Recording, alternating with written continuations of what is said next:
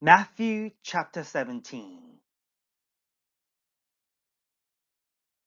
After 6 days, Jesus took with him Peter, James, and John, the brother of James, and led them up a high mountain by themselves.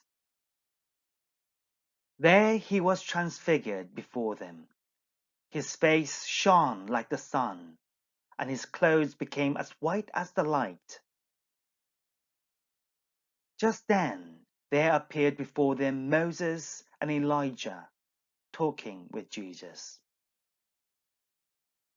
Peter said to Jesus, "Lord, it is good for us to be here. If you wish, I will put up 3 shelters, one for you, one for Moses, and one for Elijah."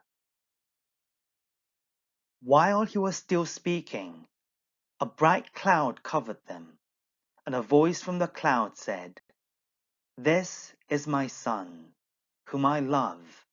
With him I am well pleased. Listen to him."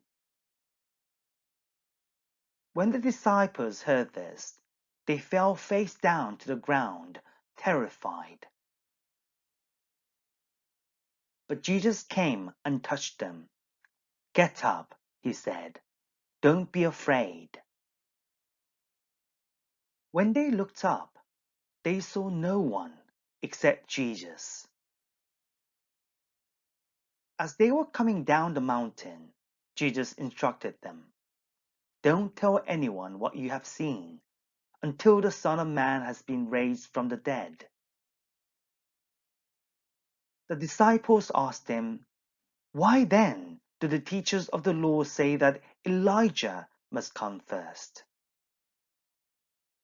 Jesus replied, "To be sure, Elijah comes and will restore all things.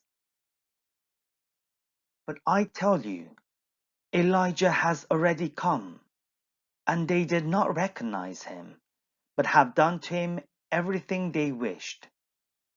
In the same way, the Son of Man is going to suffer at their hands." Then the disciples understood that he was talking to them about John the Baptist. When they came to the crowd, a man approached Jesus and knelt before him. "Lord, have mercy on my son," he said. "He has seizures and is suffering greatly. He often falls into the fire or into the water. I brought him to your disciples, but they could not heal him." "You unbelieving and perverse generation," Jesus replied, "how long shall I stay with you? How long shall I put up with you? Bring the boy here to me."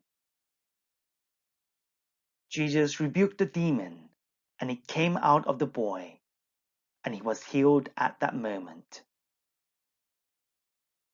Then the disciples came to Jesus in private and asked, "Why couldn't we drive it out?" He replied, "Because you have so little faith. Truly, I tell you, if you have faith as small as a mustard seed, you can say to this mountain, 'Move from here to there,' and it will move. Nothing will be impossible for you."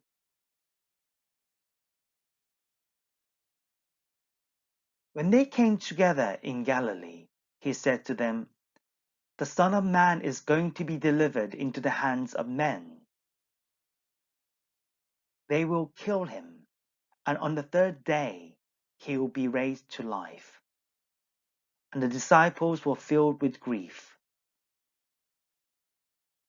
After Jesus and his disciples arrived in Capernaum, the collectors of the 2 drachma temple tax came to Peter and asked, "Doesn't your teacher pay the temple tax?" "Yes, he does," he replied. When Peter came into the house, Jesus was the first to speak. "What do you think, Simon?" he asked. "From whom do the kings of the earth collect duty and taxes? From their own children or from others?" "From others," Peter answered. "Then the children are exempt," Jesus said to him.